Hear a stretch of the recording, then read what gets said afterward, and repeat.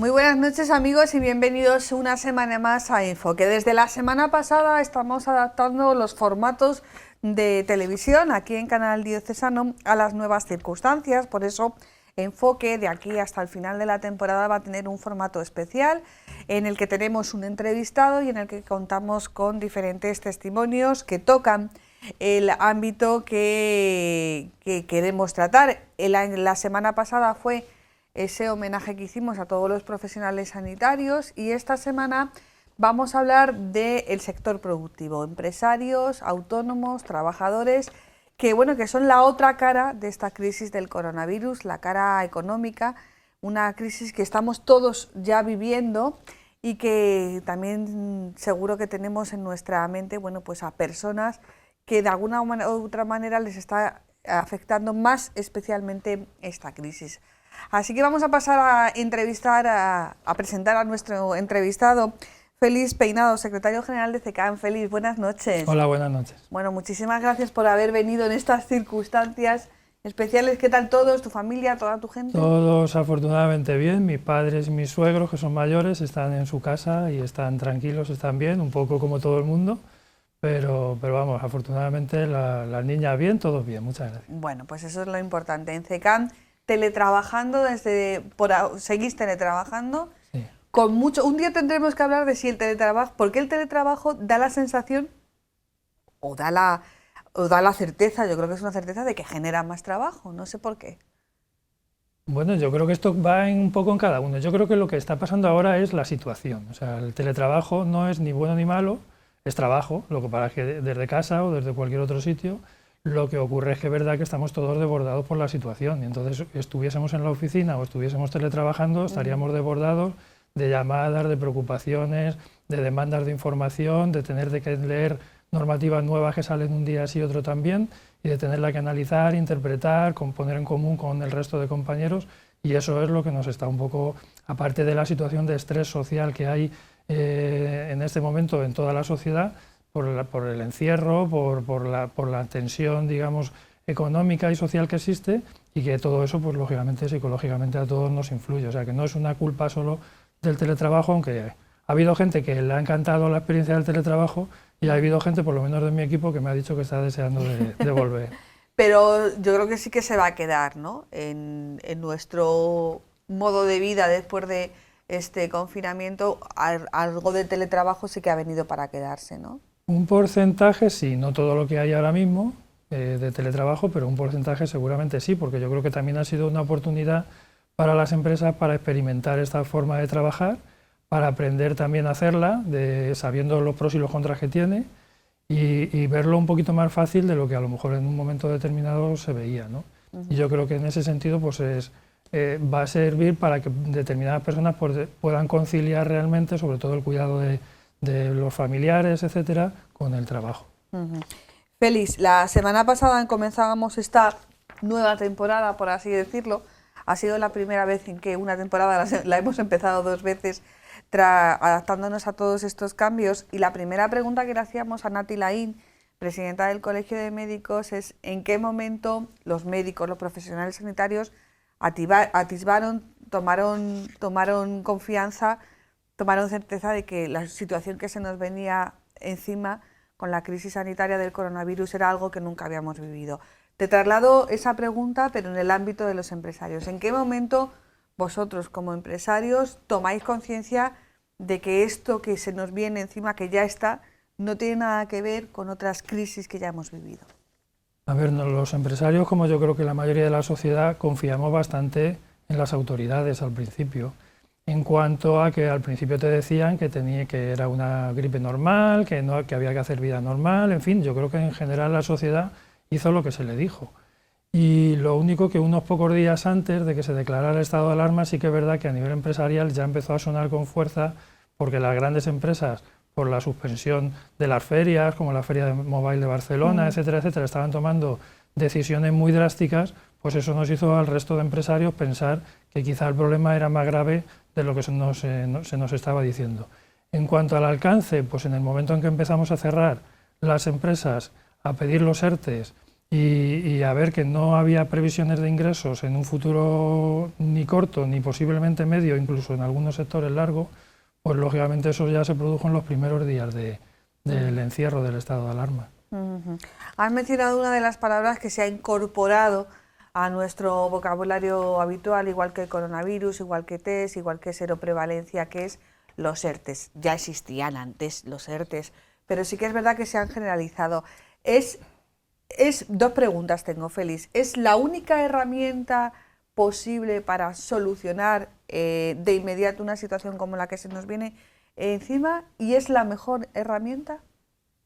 A ver, hubo que improvisar una salida urgente a un problema gravísimo, porque era o todo el mundo al paro, o todo el mundo en la empresa, que la empresa no lo podía soportar, o había que inventarse algo.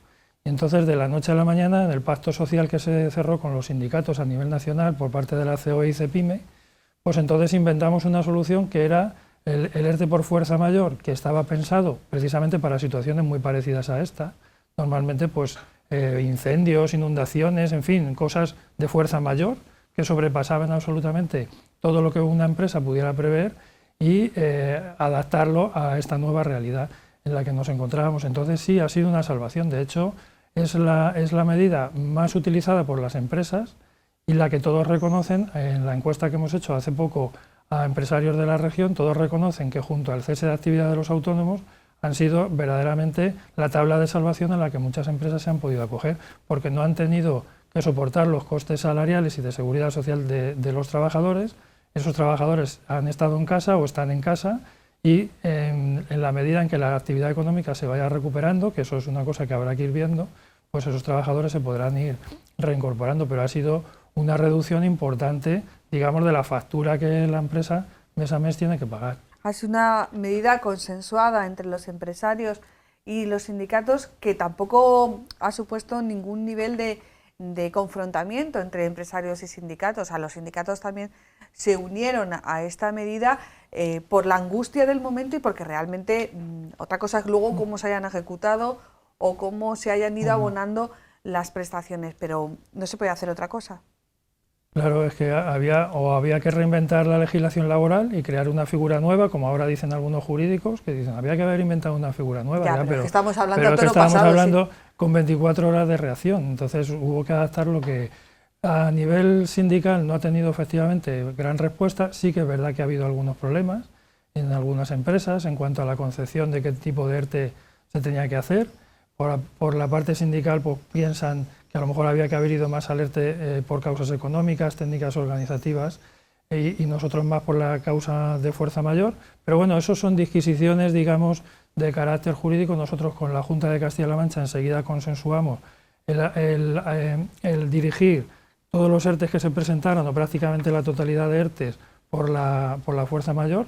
De hecho, pues prácticamente todos los ERTEs ahora mismo están declarados por fuerza mayor, menos aproximadamente 500 o así, que habrá por causas económicas y objetivas y de la producción. Entonces ahora el reto que tenemos es ver cómo esto lo adaptamos a la desescalada. Y ahí es donde estamos teniendo ya fricciones serias con el gobierno. Porque claro, nosotros lo que decimos los empresarios es decir, si yo no puedo abrir el negocio o si lo puedo abrir de forma muy parcial, como el ejemplo que todos conocemos que son las terrazas de las cafeterías o de los bares, pues a lo mejor eso lo puedo hacer yo como autónomo y no tengo necesidad de sacar una persona del ERTE. Sin embargo, ahí hay un problema en cuanto a cómo se va a interpretar eso.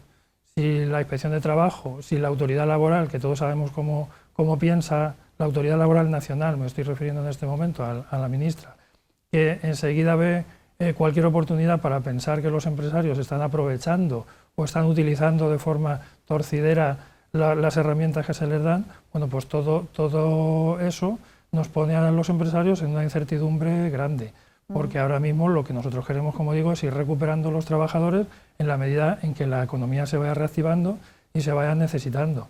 Pero la Administración no lo tiene tan claro, nos está diciendo, a lo mejor lo que estamos pendientes de una instrucción que tiene que dar la Dirección General de Trabajo a nivel nacional, pero lo que está diciendo es, a lo mejor lo que tenéis que hacer es recuperar en la medida en que sea legalmente posible que recuperéis. Y ahí hay una disquisición que esperemos que entre hoy y mañana se resuelva, pero como estamos permanentemente, que es siempre en el filo, siempre pendientes de la última interpretación, de la última normativa, de la última adaptación, siempre el empresario pues preocupado por la legislación. No te voy a preguntar el tomo de legislación, disposiciones, BOE. Alguien decía que el BOE es el libro más leído en los últimos 2 meses.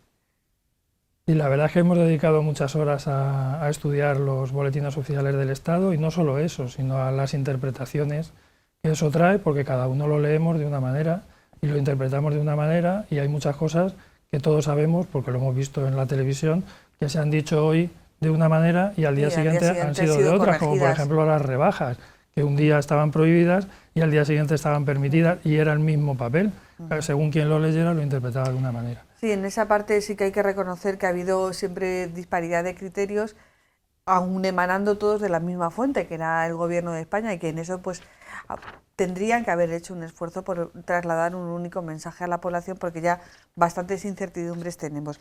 Para este programa hemos querido contar con diferentes testimonios de empresarios, de autónomos, que bueno, que van a exponer ahora la situación que tienen, que es una situación común al de muchos empresarios, al de muchos autónomos. Probablemente tú los escuches todos los días a decenas, pero bueno, también nuestros telespectadores, bueno, pues queremos darle esas oportunidades. Vamos a escuchar a los 2 primeros, que son Cristina Martín, empresaria de una empresa que se dedica a los parques infantiles, y Luis Morlanes, guía turístico. En el ámbito del ocio infantil, la verdad es que seguimos con la misma incertidumbre que al principio, ya que dentro de la desescalada no queda claro cuándo podemos abrir nuestros negocios y cómo debemos abrir nuestros negocios. La verdad que nosotros llevamos cerrado desde el principio de la pandemia, ya que con las cancelaciones de las clases de la Comunidad de Madrid sí que recibimos una avalancha de cancelaciones en nuestras instalaciones. Lo único que nosotros sí que seguimos trabajando para poder abrir lo antes posible, con todas las medidas de seguridad y cumpliendo la normativa y los protocolos para los niños. Sí que es cierto que nosotros la distancia de seguridad con los niños es muy complicado, pero estamos viendo cómo podemos hacerlo. Soy guía turístico oficial y trabajo en la ciudad de Toledo y soy autónomo. Tengo que decir que esta crisis del coronavirus me ha afectado de forma contundente a mí y a todo nuestro gremio. De hecho, el turismo fue el primer sector en caer. Yo ya en diciembre recibía cancelaciones de grupos que venían de Asia, de Estados Unidos, de toda Europa también, y seguramente sea el último sector en recuperarse, por ese miedo a viajar en grupo, hay que mantener esa distancia de seguridad, así que bueno, estamos de brazos cruzados. Por otra parte, he solicitado la prestación del Gobierno central y bueno, pues tengo que decir que es una ayuda que es bienvenida, pero ni mucho menos es suficiente para afrontar los gastos que podemos tener todos, gastos como la hipoteca, el alquiler o facturas. Bueno, en el caso de Luis, él sí que ha cobrado esa prestación por cese de actividad. También hay muchos trabajadores que han cobrado ya su ERTE, hay otros trabajadores que no han cobrado. Decimos que han cobrado la primera mensualidad, aunque el ERTE tuvo lugar en marzo, o sea que tenemos pendiente marzo y abril. Esta situación, claro, esto está fuera de la responsabilidad de los empresarios. O sea, los empresarios tramitan el ERTE, es trabajo el que eso, y es la administración la que tiene que abonar esa parte. Me imagino que eso también genera mucha angustia, en los empresarios, son sus trabajadores, ¿no? Claro, de hecho, una de las peticiones que tenemos, una de las consultas que nos suelen hacer es cuándo van a cobrar mis trabajadores el ERTE. No solo se preocupan cuándo voy a cobrar yo el cese de actividad del autónomo, sino qué pasa con mis trabajadores, por qué no cobran el ERTE. Nosotros eso lo estamos trasladando constantemente al Servicio Público de Empleo Estatal, al SEPE, que siempre te argumenta que si faltaba esto, que si pasaba lo otro, etcétera. Yo creo que es una pena lo que está pasando a nivel nacional, y es que constantemente el Gobierno de España, cuando en vez de asumir sus responsabilidades, como es esta, que es una responsabilidad clarísima, es decir, si te han notificado el ERTE, te han dicho que trabajadores van, págalos y no te esperes al mes que viene o dentro de un mes y medio para hacerlo, págalos ya, pues entonces argumentan que si es que la empresa no presentó bien los papeles, que si es que faltaba no sé qué, que si es que faltaba no sé cuándo. Nosotros hemos comprobado casos de esos y hemos visto que no es así. Que no es así. Entonces, incluso generan dudas por parte del trabajador, a ver si es que la empresa no lo ha hecho bien. Claro. Claro. O sea, aparte de todas las incertidumbres, se genera un conflicto que puede tocar lo personal entre probablemente ese trabajador y el empresario se conozcan, tienen una relación, oye, que no me han pagado y ya, pero es que yo he hecho todo lo que he podido. ¿Y qué necesidad tiene la empresa de hacerlo mal?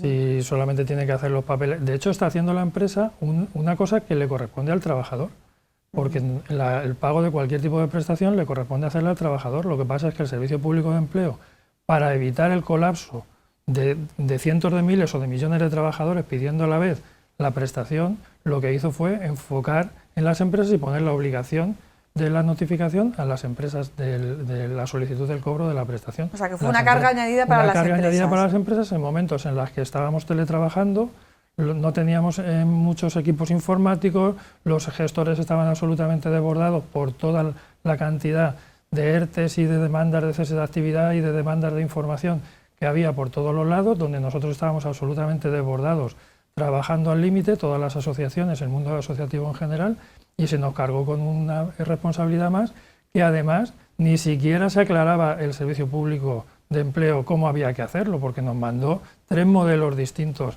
en 3 días de sistema. Una vez había que hacerlo por una plataforma telemática, primero te decían que había que hacerlo por un Excel, es decir, una desorganización que esto es un ejemplo de lo que es todo, porque esto es una cosa, es la punta del iceberg de lo que ha sido ERTES, de lo que ha sido el cese de actividad, de lo que ha sido toda la marabunta de legislaciones, interpretaciones, reinterpretaciones sobre interpretaciones que han tenido a los empresarios locos. Una de las palabras que se han utilizado por parte de las 2 personas que han intervenido ha sido incertidumbre. Estamos cansados de decir siempre que contra la economía lo peor que puede haber es la incertidumbre. Entonces, ahora mismo, ¿cómo vas a invertir? ¿Cómo vas a crecer? ¿Cómo vas a abrir? Si no sabes lo que va a pasar dentro de lo que te van a cambiar la normativa dentro de 48 horas? En el caso de esos retrasos en los pagos de ERTE, ¿afectan a los 2 tipos de ERTE por igual, tanto a los de fuerza mayor como a los de causas económicas? O digamos que el tema de las causas económicas, que es la otra forma de solicitar un ERTE, se está tramitando aún más lentamente.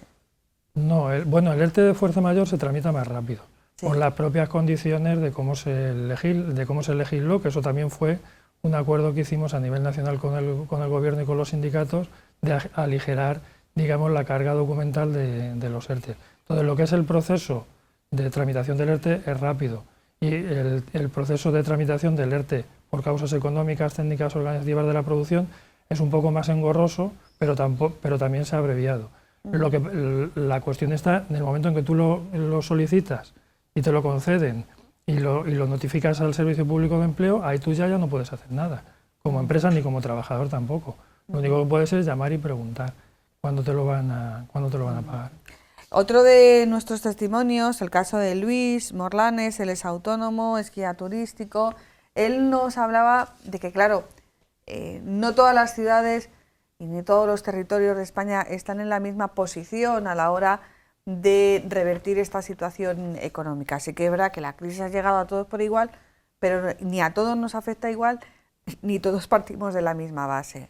En el caso de Toledo, nadie puede negar que tiene un altísimo componente turístico y que el turismo, la hostelería, después escucharemos a algún empresario hostelero, pues va a pagar de una forma más prolongada en el tiempo las consecuencias de esta crisis. En algunos países, por ejemplo en Italia, también en Alemania y también en Francia, el gobierno ha puesto en marcha diferentes ayudas como un cheque turístico para las familias, un cheque familiar, diferentes ayudas, bueno, pues para de alguna manera, por un lado, potenciar que el turismo nacional se mueva y por otro lado también paliar la difícil situación económica en que se quedan estas personas. Porque claro, cuando hablamos de turismo podemos pensar en las grandes cadenas hoteleras, pero en el caso de Toledo no podemos hacerlo.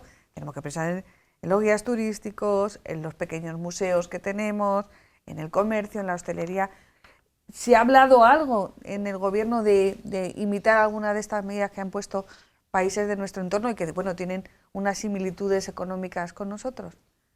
Se está hablando a nivel nacional y se está hablando también con el gobierno autonómico. Nosotros, nuestro interlocutor directo es el gobierno autonómico. Nosotros le hemos trasladado la necesidad de establecer algún tipo de incentivo a lo que es el consumo interior, o sea, de personas españolas que puedan conocer o visitar o pasar parte de su tiempo en Castilla-La Mancha, en toda Castilla-La Mancha. Toledo, lógicamente, es una joya ya de por sí, pero el resto de Castilla-La Mancha también. Y en ese sentido se está hablando. Todavía no hay nada definitivo, pero sí hay dentro del acuerdo que firmamos con el gobierno regional y los sindicatos sí que establecimos algunas líneas de ayuda para revitalización sobre todo el sector turismo, y luego lo que se establecieron son campañas, la realización de campañas de marketing en medios de comunicación, etcétera, animando al consumidor de otras regiones y lógicamente también al consumidor de Castilla-La Mancha, pues a que conozca mejor el patrimonio tan rico que tenemos a nivel artístico, cultural, medioambiental, etcétera. O sea que sí que hay, pero todavía plasmado en realidades no hay nada. Claro. Cuando venías aquí a nuestra casa de la calle Triad, has hecho el trayecto Zocodover, calle Ancha. ¿Cuál es la sensación que te ha quedado? Pues una sensación muy triste de ver tu ciudad que siempre está llena de turistas, con mucha gente extranjera, con mucha gente que entra en los comercios, que da vida a la ciudad, y es una sensación pues muy lastimera, porque al final pues ves familias residentes en el casco que salen con los niños y que utilizan su tiempo para eso, algún pequeño comercio de proximidad, algún tema de alimentación. Ahora que ha abierto el comercio, bueno, pues algún comercio de ropa se veía abierto, pero con muy poquita actividad. También es verdad que esto quizás nos puede servir, en el caso concreto del casco histórico, para ver cómo determinadas opciones a la hora de generar un tipo de negocio u otro, bueno, pues ahora tienen sus consecuencias. En muchas ocasiones ha acusado al casco histórico de tener una visión eminentemente turística. Y claro, muchos de los comercios, hasta que haya turismo, no pueden abrir. O sea, realmente su público es el turismo. Claro, la ciudad de Toledo, lo que es básicamente el casco histórico, su industria principal y casi única es el turismo. Y en la medida en que el turismo no se recupere, y eso, como todos sabemos, va a ser de los últimos sectores en salir, pues va a ser muy difícil que esto se recupere. Yo creo que hay que hacer muchas reflexiones, muchísimas, de toda esta situación. Y una de ellas es esta internacionalización tan grande que hemos tenido, esta apertura tan grande, que es buena porque crea competitividad, mejora los servicios al consumidor, etcétera, etcétera, pero también hay determinadas cosas que hay que salvaguardar, ¿no? Por ejemplo, la industria local, que hasta ahora pues estaba totalmente diversificada y abierta a la subcontratación en cualquier lugar del mundo. Cuando la hemos necesitado no la teníamos. Fabricación de respiradores, todo el tema sanitario, etcétera, etcétera. En España no ha habido que reinventarse. Afortunadamente los españoles para eso nos las pintamos y enseguida nos hemos sido capaces de reinventar, pero había que pedir autorizaciones administrativas, sanitarias, la sanidad estaba desbordada para todo eso y la verdad pues que hemos pasado momentos difíciles que, bueno, igual que se protege el sector energético o se protegen otros sectores, pues a lo mejor hay que proteger también el sector sociosanitario también. Y luego pues el sector turístico, como digo, pues va a ser pues muy complicado.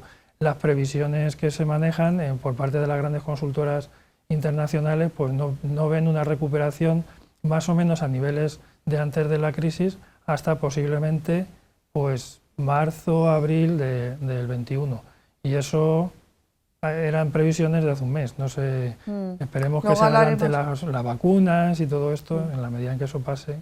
Luego hablaremos de las previsiones a partir de los datos que publicó ayer el Banco de España, y hoy también ha salido el dato de exportaciones. Sí que es verdad que circunscrito al primer trimestre, con lo cual... Pero esto que decías de cómo los empresarios, la industria, por quedarnos aquí en nuestra tierra, en Castilla-La Mancha, se ha reinventado, fíjate que es algo en lo que coincides también con una de las peticiones que hizo la presidenta del Colegio de Médicos, Nati Laín, que trascendía obviamente de lo que es su ámbito, pero sí que decía que de las muchas reflexiones que tenemos que hacer con esta crisis es de alguna manera pensar por qué las mascarillas, nuestro mercado estaba, o nuestro punto de referencia estaba en China, los respiradores estaban en China a miles y miles de kilómetros y a muchas horas de avión. se ha demostrado por parte de los empresarios castellano-manchegos que se pueden reciclar, que se pueden reinventar, no sé, fábricas que destilaban alcohol para consumo humano han empezado a hacer hidrogeles, el centro textil de Talavera de la Reina ha empezado en una línea Asturias, Talavera de la Reina, San Pablo de los Montes a hacer mascarillas. Hombre, que esto no quede ahí, ¿no? Yo no sé cómo veis a esos empresarios que han dado ese giro a fuerza de las circunstancias, ¿los veis motivados para seguir en ello? ¿O? Sí, yo estoy muy contento con el empresariado de la región, siempre lo he estado, pero ahora me siento orgulloso. Me siento muy orgulloso por cómo están comportándose, como el resto de la sociedad. A nivel social, la gente que ha cerrado la empresa, que no tenía ninguna perspectiva de lo que iba a pasar el mes que viene, que no sabía si iba a poder pagar las nóminas porque no sabía si iba a haber ERTES, que no sabía si iba a poder pagar el alquiler o el recibo de la luz, porque no sabía si iba a tener cese de actividad. Sin embargo, estaban colaborando en la fabricación de mascarillas, suministrando material, haciendo donativos, etcétera, etcétera. Yo creo que ahí el empresariado, como el resto de la sociedad, se ha volcado y yo, como representante que me toca ser afortunadamente de ellos, pues me siento muy contento y muy orgulloso, sobre todo en los momentos más duros, de la buena respuesta que han sabido tener. Ahora lo que hace falta es que las administraciones eso lo aprecien, se den cuenta y lo utilicen en el futuro, ¿no? Que este cisne negro que ha sido la pandemia, bueno, pues que preveamos, nos lo dicen los expertos, esto de los cisnes negros es una cosa que puede pasar y de hecho ha pasado. Bueno, pues que seamos previsores y pensemos que otras cosas iguales o parecidas en el futuro nos pueden pasar y que tenemos que estar preparados, que tenemos que tener un plan B para cuando estas cosas pasen y no tengamos que estar improvisando constantemente, permanentemente, que ha sido lo que ha pasado al país, ¿no? La constante improvisación, la constante salidas por un lado, luego alguien decía otra cosa y entonces lo matizaba y eso pues la verdad es que ha sido muy, muy, muy negativo y muy mal apreciado por parte de la sociedad y lógicamente del empresario. Y en este punto de la entrevista yo le preguntaba a Nati Laín, a pesar de los políticos hemos tenido esta respuesta de la sociedad castellano-manchega, te tengo que preguntar a ti, Félix, a pesar de los políticos. A pesar de los políticos. La respuesta de la sociedad castellano-manchega a pesar de los políticos. Bueno, la verdad es que los políticos yo creo que se han visto desbordados y han sido, lo que sí que hay que decir es que han sido muy poco previsores, porque si ya el empresariado, la gran empresa, ya como antes decía, fue capaz de ver claramente lo que venía, si las bolsas a nivel mundial ya estaban dando síntomas de alarma muy graves, con unas bajadas enormes, eso no se correspondía a nada, eso es que había detrás.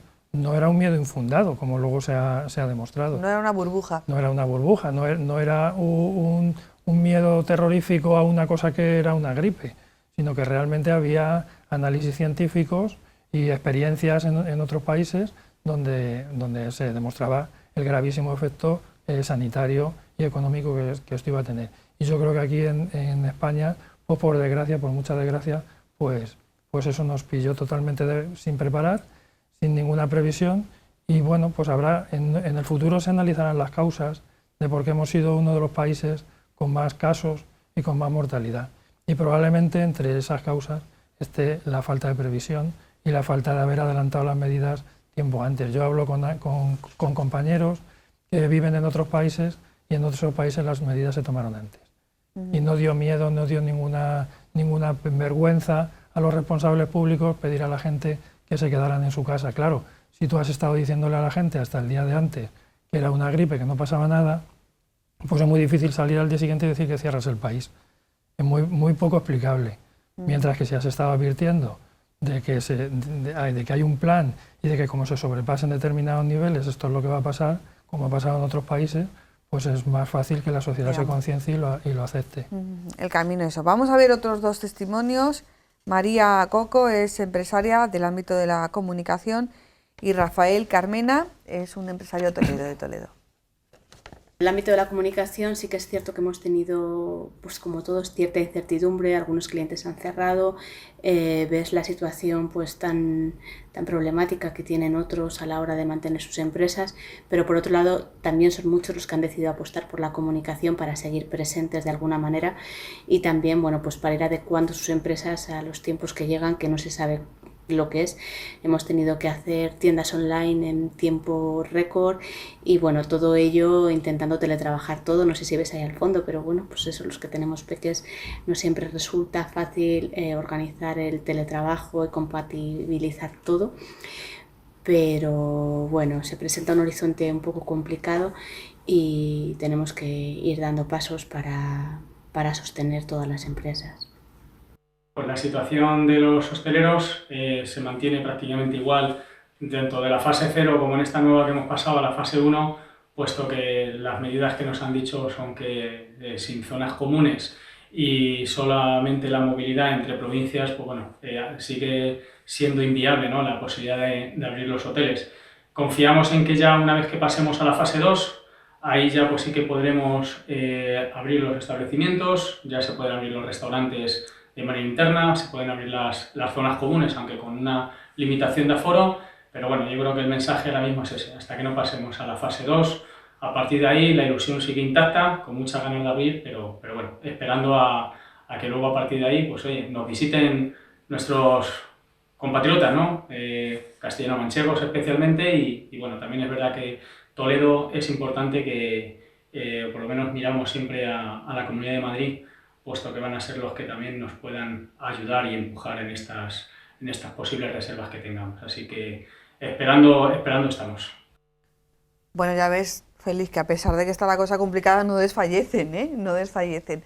Hablaba Rafael Carmena, que es el propietario del Hotel Entre Dos Aguas, que está aquí en el casco histórico de Toledo, el Hotel de Paco de Lucía, como lo conocemos nosotros, un hotel muy pequeñito, un concepto de hotel muy innovador, muy arriesgado, muy pocas habitaciones, un restaurante con muy pocas mesas, donde bueno, el trato es la exclusividad, lo que, claro, imagínate, ¿no? O sea, si tienes que abrir al 50%, abres 2 habitaciones, 3 habitaciones, 4 habitaciones.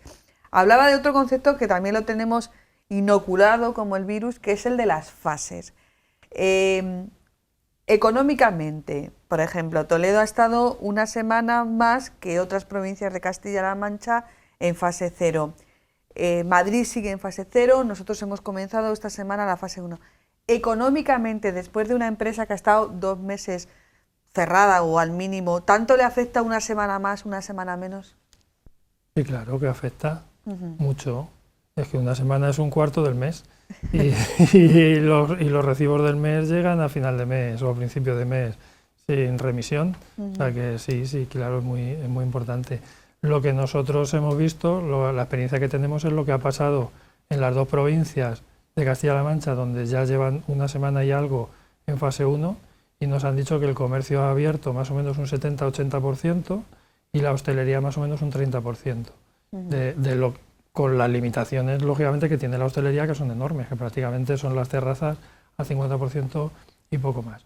Es decir, que lo que es efectos económicos ha tenido muy pocos, porque hay sectores, como has dicho, el sector turismo, pues que prácticamente no tiene efecto ninguno. Pero bueno, poco a poco, yo creo que el empresario, una de las cosas que no va a perder nunca es la ilusión y las ganas de reinventarse. Se han reinventado durante esta época con todo el tema de la digitalización, cómo ponerse en contacto con su cliente, empresas que eran totalmente analógicas y han buscado canales a través de las redes sociales o a través de cualquier otro canal digital, de internet, para contactar con sus clientes y hacerles llegar sus productos y sus servicios.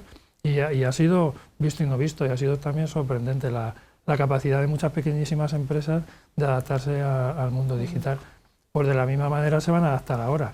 Lo que pasa es que, claro, las condiciones y las circunstancias no son buenas. Pero en este debate abierto en el que se intenta, yo creo que no es con buena intención, pero bueno, tú lo habrás visto, se intenta contraponer la seguridad sanitaria con el desarrollo económico o con salir. Yo creo que la comparación no es buena, es bastante odiosa, porque además se deja en muy mal lugar a los empresarios, se deja muy mal a aquellos que apoyan la promoción económica, ¿no? ¿Vosotros cómo lo habéis visto? Aunque aquí en Castilla-La Mancha no ha sido tan confrontado como, por ejemplo, en la Comunidad de Madrid, donde yo creo que hay también un componente político que no tenemos que obviarlo para nada, ¿no?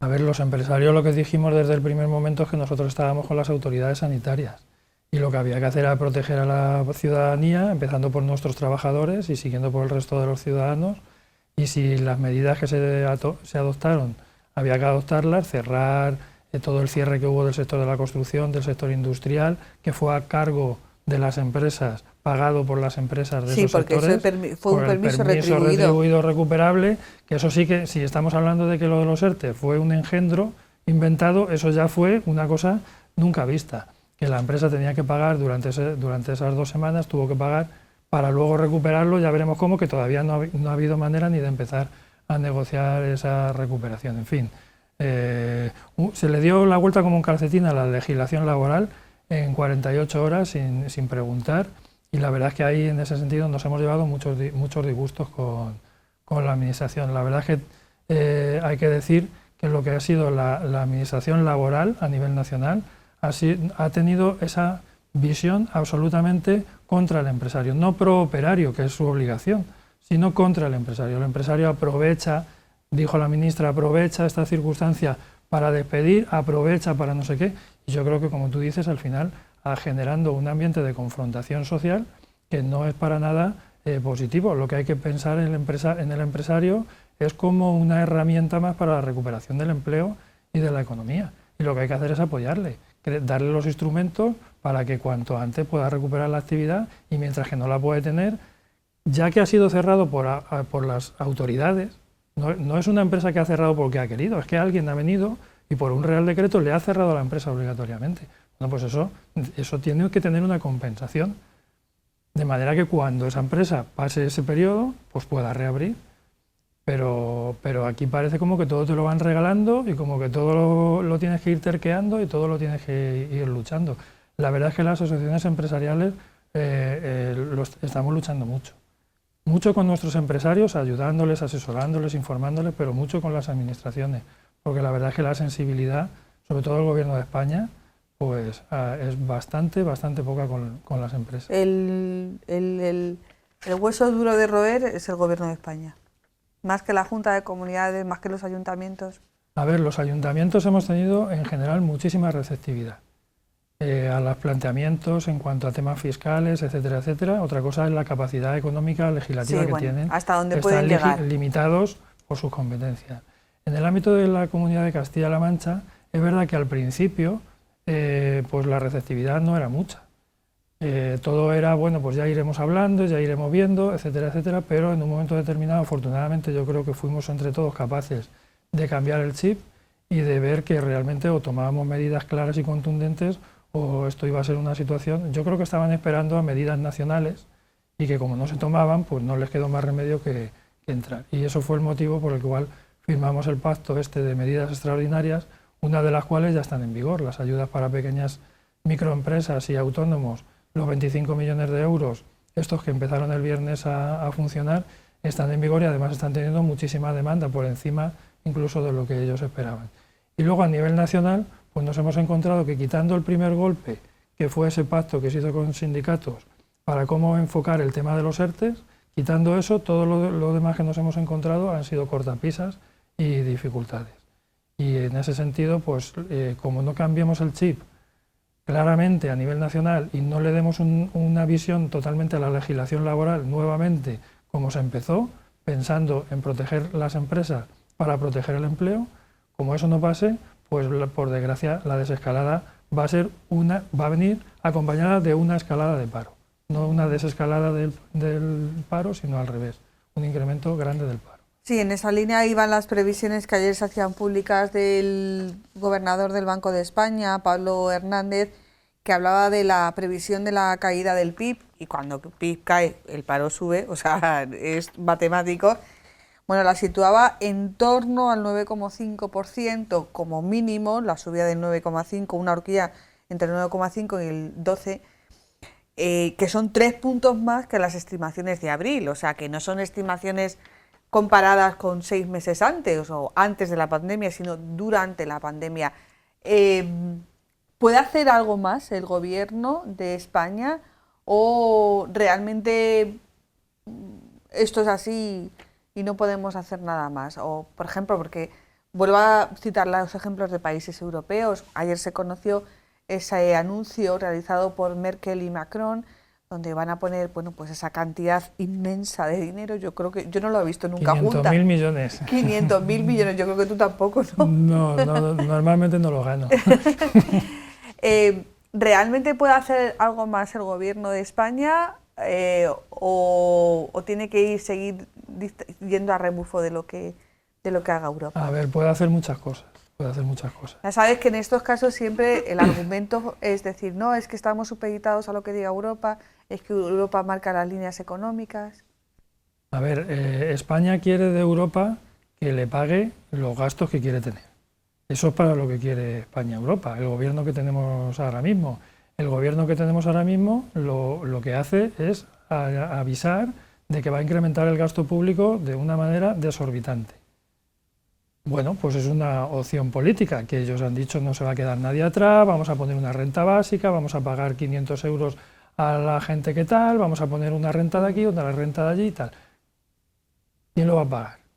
¿Quién lo va a pagar? Porque si la economía, estamos hablando de una previsión de caída del 10%, estamos hablando de que en Castilla-La Mancha ha subido el paro en mes y medio en 25.000 personas. Que hay sin contar los ERTEs. Claro, que hay 120.000 personas que están en ERTEs, que no se sabe qué va a pasar con ellos.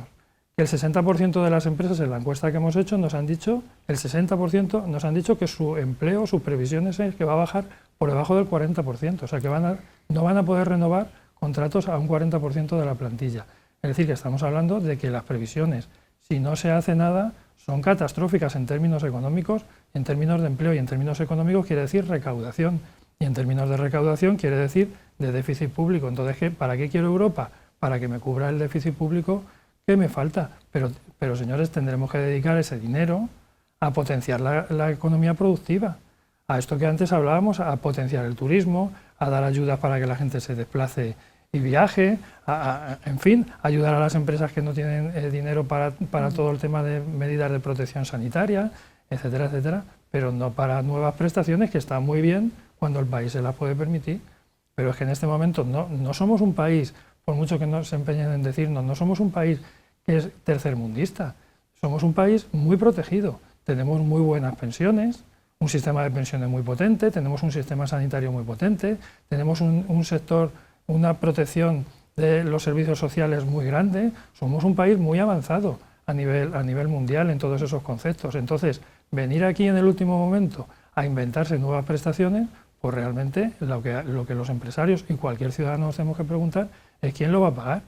¿Lo va a pagar Europa? ¿Lo va a pagar Merkel? ¿Lo van a pagar los holandeses? Etcétera. Han dicho que nos lo van a pagar con préstamos, como mucho. ¿Quién lo va a pagar? Mis hijos, mis nietos. ¿Van a pagar las prestaciones de hoy? Ya, pero esa visión que planteas, alguien puede decir que es una visión muy poco solidaria, ¿no? Que es dejar atrás aquellas... No, es que parto de la premisa de lo que he dicho. Tenemos un sistema de protección social muy grande en España. No somos un país africano ni un país sudamericano, somos un país europeo y de los que tiene ahora mismo un gasto público más grande.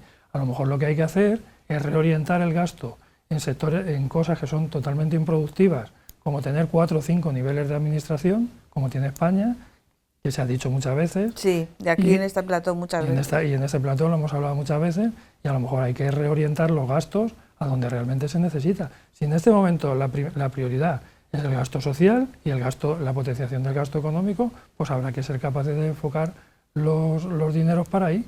Pero si ya partimos de que tenemos prácticamente el 80 al 90% del presupuesto gastado antes de empezar. Europa va a ser dura negocianta. ¿Tú crees, no? Yo también lo creo. ¿Tú serías también duro negociante? No pienso que sea ni más duro ni más blando. Es que Europa no está para pagar, o sea, está para ser solidaria. Y yo estoy súper de acuerdo en que hay que ser solidarios. Y si los del sur tenemos que ser solidarios con los del norte, pues cuando nos toque lo tendremos que ser, si pasa algo en el norte. Pero aquí la pandemia se ha cebado efectivamente más en los países del sur, en Italia sobre todo y en España. Pero también hay que ver qué tipo de salidas le va a dar cada uno. Porque si las salidas que le vamos a dar en España va a ser incrementar el gasto público, incrementar los impuestos, reducir la economía, pues entonces es decir, pues oiga, si esa es su salida, pues páguesela usted. Bueno, Félix, hemos llegado al final de nuestro espacio. Ahora veremos el vídeo que normalmente ponemos al principio con esto de la reestructuración, ahora lo ponemos al final, le damos otro enfoque y no es un juego de palabras en el que queremos utilizarlo a modo de conclusión. Yo creo que la visión que tú nos has planteado es una visión realista, yo creo que no es pesimista, es una visión realista en la que no falta esa confianza que tienes, y yo creo que toda la sociedad tiene en la sociedad en general, ¿no? Excepciones hay siempre, ¿no? Pero yo creo que también los medios de comunicación tenemos que tener ese papel proactivo, no solamente en el de proponer, sino también en el de intentar ver, sin obviar la realidad, pero ver que, bueno, que hay caminos, que hay gente que está luchando todos los días, trabajadores, empresarios, autónomos, y que, bueno, entre todos se puede conseguir, que va a ser complicado, que va a ser difícil, pero yo creo que entre todos se puede conseguir. Así que muchísimas gracias. Volveremos a vernos, probablemente a ver si ya podemos tener el plato con más compañeros y bueno, pues a seguir trabajando, ¿no? Estupendo. ¿Qué es lo que toca por parte de todos? La situación es dura, pero tenemos lo más importante, que es gente muy buena en la sociedad, y entre ellos están los empresarios. Aparte de otros muchos colectivos que también son muy buenos, están los empresarios, y yo tengo mucha confianza en ellos. En cuanto que se les deje un poquito de salida, rápido van a ser capaces de ayudar a recuperar la economía y el empleo. Claro que sí. Bueno, pues vamos a ver ese vídeo y nosotros con este vídeo nos despedimos hasta la semana que viene. Buenas noches. Los cierres de los establecimientos de hostelería y comercio de las ciudades van poco a poco levantándose con el comienzo de la desescalada.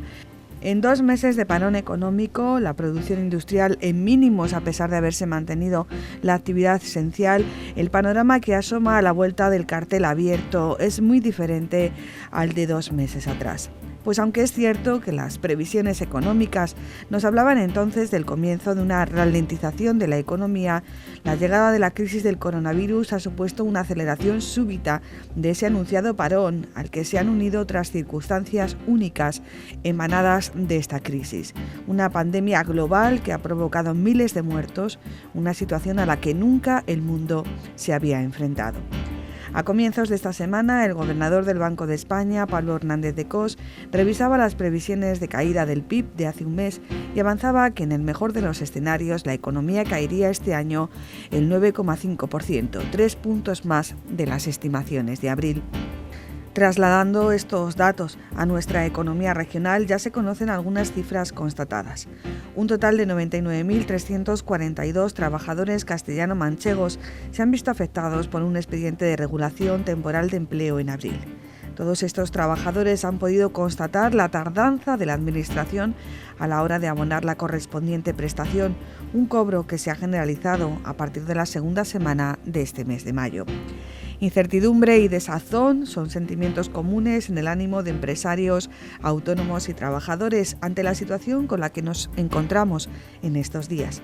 Unos sentimientos a los que se contrapone las ganas de seguir trabajando, apostando por el capital humano e intentando, por muy difícil que se pongan las cosas, buscar en las crisis oportunidades.